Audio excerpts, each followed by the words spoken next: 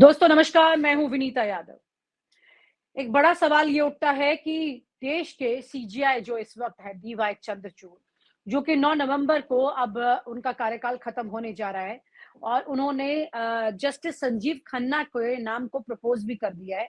लेकिन इसी बीच में वो अपने ये बात करते हैं कि कैसे वो इतिहास लिखेंगे, कैसे लोग उन्हें याद करेंगे।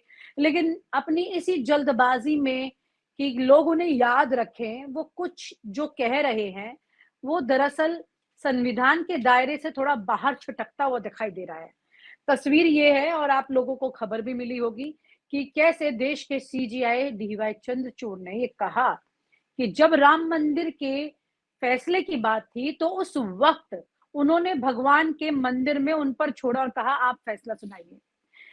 हमारे देश में या कहीं भी इस दुनिया में जहाँ पर कॉन्स्टिट्यूशन है, जहाँ पर आप प्रैक्टिकल इस दुनिया में जब जीते हैं, तो डॉक्टर जो है वो मरीज का इलाज करता है। जज जो है वो सही फैसला तथ्य के आधार पर देता है। अंत में भगवान है, इस बात का ज़िक्र अगर वो कर दे, तो बात उनके विश्वास की खत्म हो जाती है। यानी कि आप उस व्यक्ति विशेष पर विश्वास नहीं करते, फिर तो भगवान पर ही विश्वास करेंगे। लेकिन उसी राम मंदिर की बात अगर हम करते हैं, तो रंजन गोगोई, जो कि राज्यसभा में जाकर बैठ गए, अदालत से कार्यकाल उनका खत्म होने के बाद में, जो कि देश के सीजीआई थे। उन्होंने उसी फैसले को सुनाया भी था।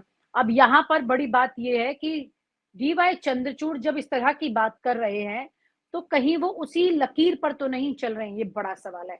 हमारे साथ राजीव खन्ना जी जुड़ रहे हैं, उन्हीं के साथ इस चर्चा को आगे बढ़ाएँगे। सर, जब कॉन्स्टिट्यूशन जो कि धर्म, जाति का मतलब रंग भेद और ये सब चीजों से परे ऊपर एक बड़ी लकीर खींचता है, जिसमें ये बताया जाता है कि भाई आप जो कुछ भी कर रहे हैं वो इस कॉन्स्टिट्यूशन के हिसाब से अगर आप करते हैं वही सही है। देखा जाए तो हमारे लिए जो जो कॉन्स्टिट्यूशन में बिलीव करते हैं वो भगवान वही है। लेकिन उसी कॉन्स्टिट्यूशन के साथ उसी के आधार पर जिनकी नियुक्ति हुई है, जो चुने गए हैं, उसी में सर्विंग के लिए वो भगवान पर छोड़ देते हैं। तो ये देश क्या वाकई में भगवान भरोसे है सर?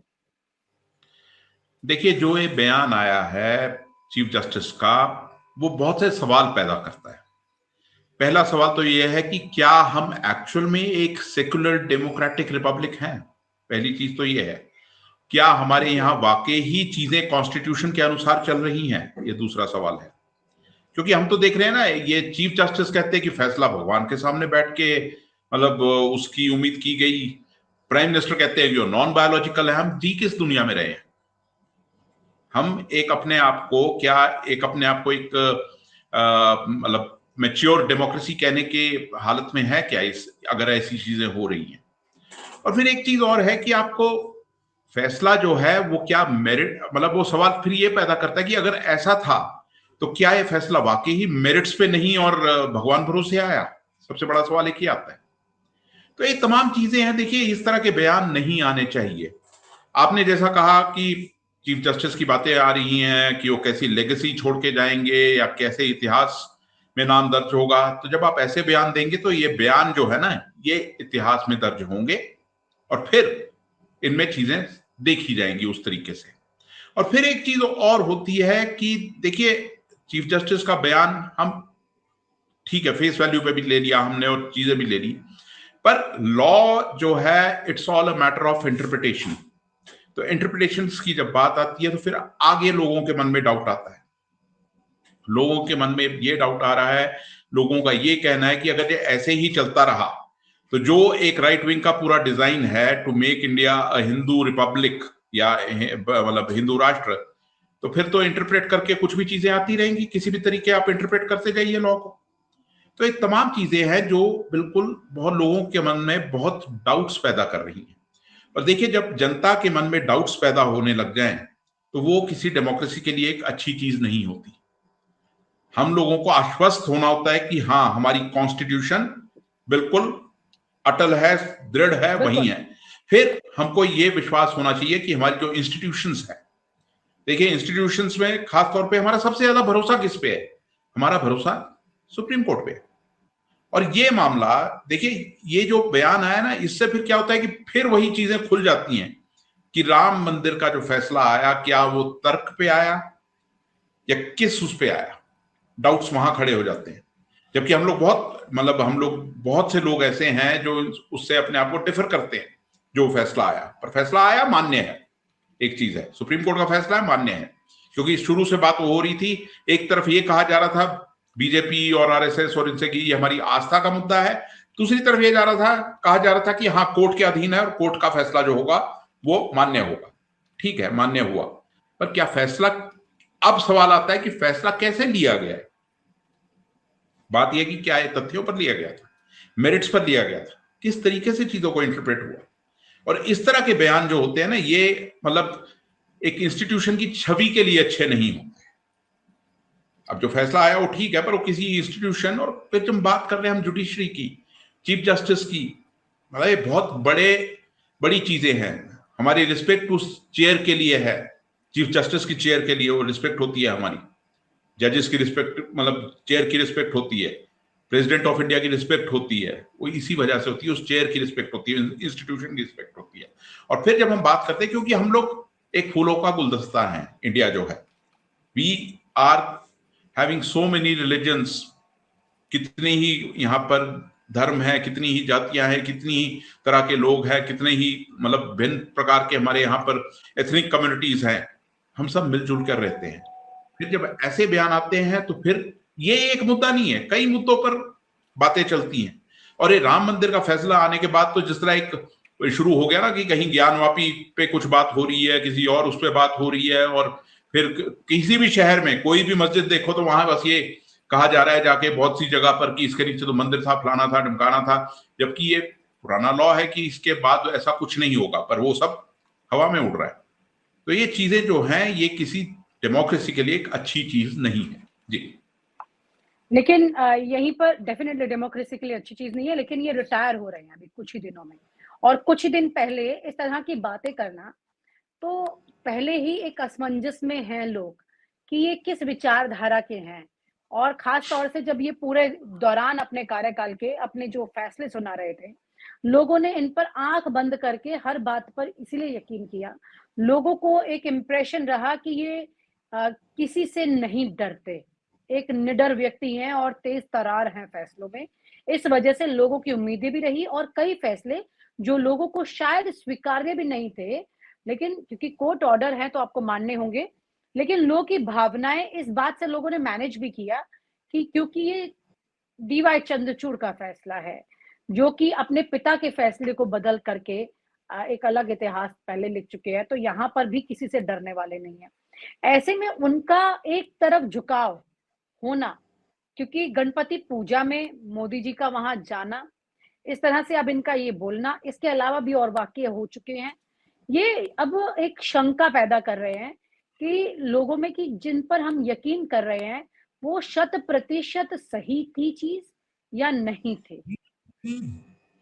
देखिए, जो आप बात कह रहे हैं कि शंका पैदा करना लोगों में, वही तो मैं कह रहा हूं कि जब आपका विश्वास थोड़ा डगमगाता है ना किसी इंस्टीट्यूशन में, उससे पूरी कोई चीज नहीं होती।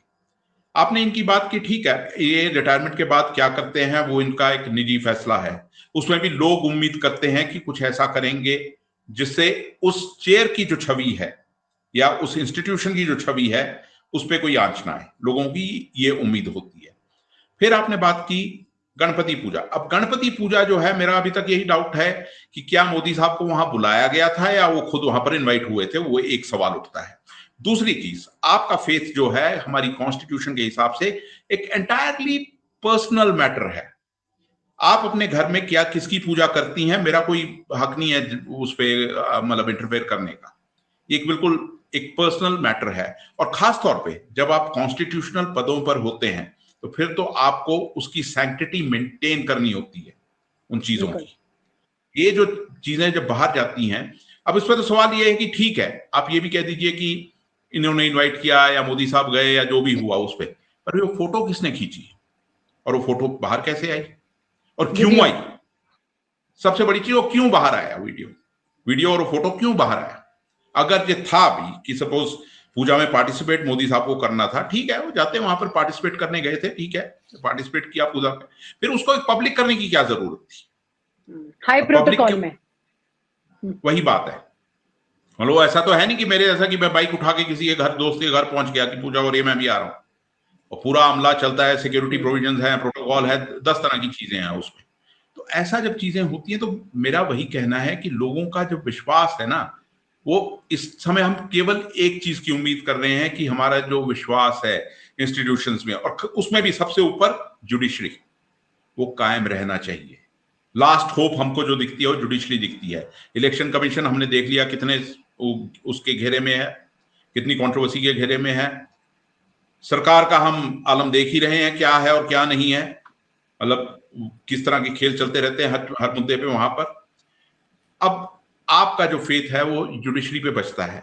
मीडिया को हम देख ही चुके हैं, उसका तो मतलब आप ये देख लीजिए ना कि हम ऐसी हालत कभी नहीं चाहेंगे कि फैसला भगवान के भरोसे आए, मीडिया नफरत फैलाए, और सरकार का जो रोल है वो तो हम देख ही रहे हैं। हम ऐसी सिचुएशन नहीं चाहते हैं।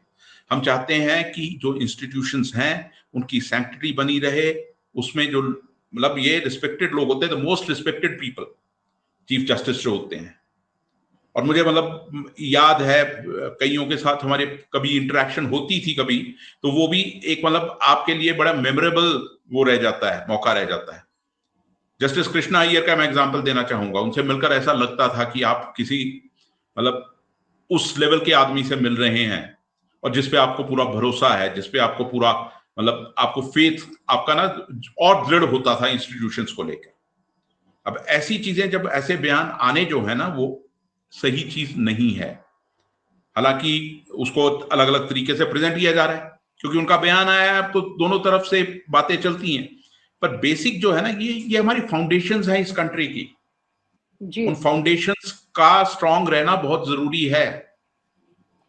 यहीं पर एक बड़ा सवाल ये भी उठ रहा है कि जस्टिस संजीव खन्ना जो कि अब अगले सीजीआई होंगे, और उनका इंक्लिनेशन जो है, मतलब एक बहुत गंभीर पद है और बहुत सीरियस बात है, और इस तरह की चीजें नहीं करनी चाहिए, नहीं कहनी चाहिए।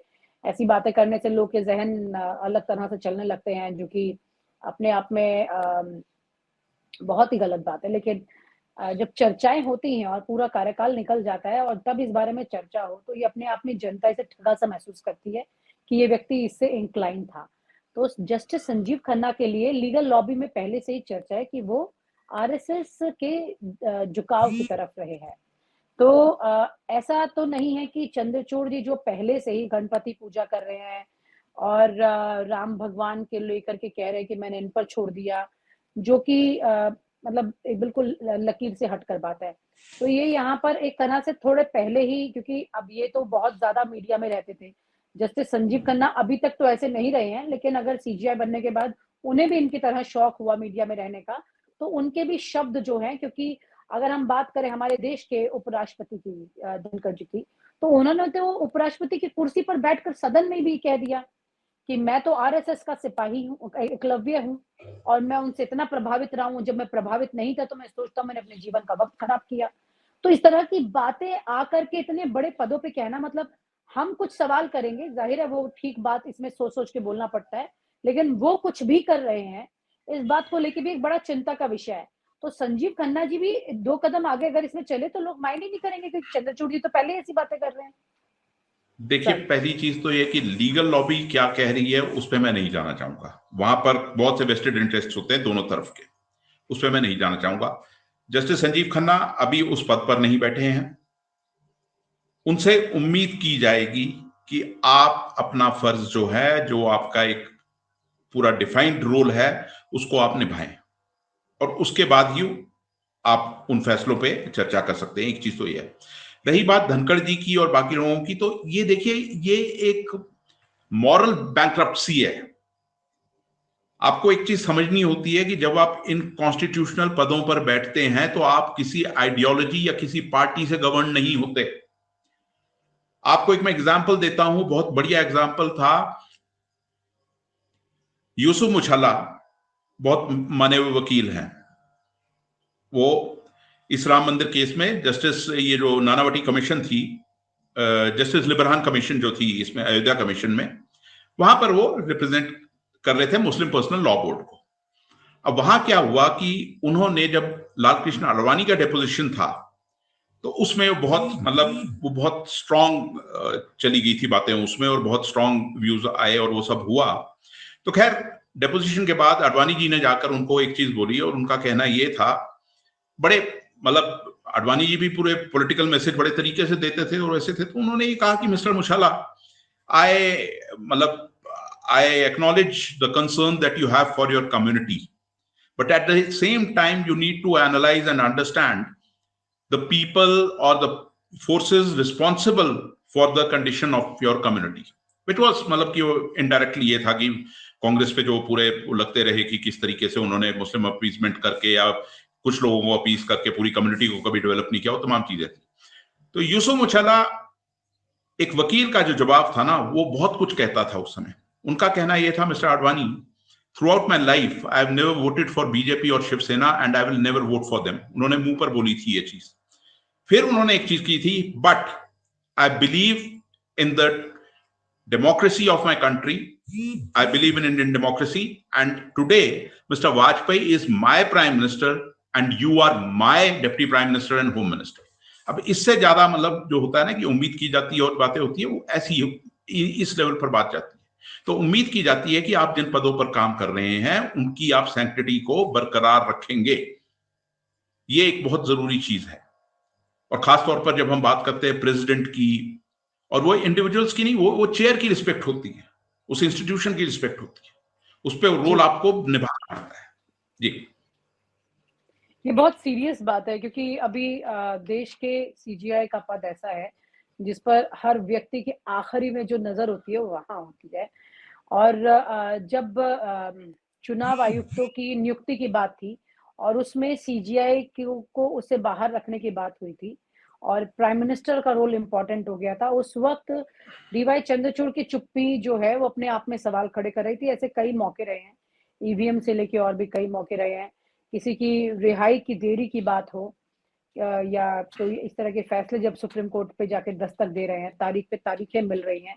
हालांकि वही चंद्रचूड़ जी फास्ट ट्रैक वाले मोड में ज्यादा चलते हैं, हर चीज को तुरंत ट्रांसपेरेंट रखने की, दिखाने की बात करते हैं, लेकिन कई मामलों में देरी रही और वो मामले राजनीतिक थे। इसमें अपने आप में कई तरह के संशय निकल के आते हैं। उम्मीद यही है कि जो बात आप कह रहे हैं कि बीइंग अ जर्नलिस्ट ऑल्सो, हम लोग सिर्फ एक तो, और जनता भी, कि हम उम्मीद करते हैं कि देश के जो अगले सीजीआई होंगे वो भी वो चीजों को ट्रांसपेरेंस रखें और कुछ भी ऐसी चीजें ना हो जैसे कि सवाल अब उठ रहे हैं। लेकिन अगर उठे सवाल तो हमें उठाने ही पड़ेंगे, इसमें भी कोई दो राय नहीं है। बहुत बहुत शुक्रिया sir, thank you so much चर्चा के लिए। Thank you so much.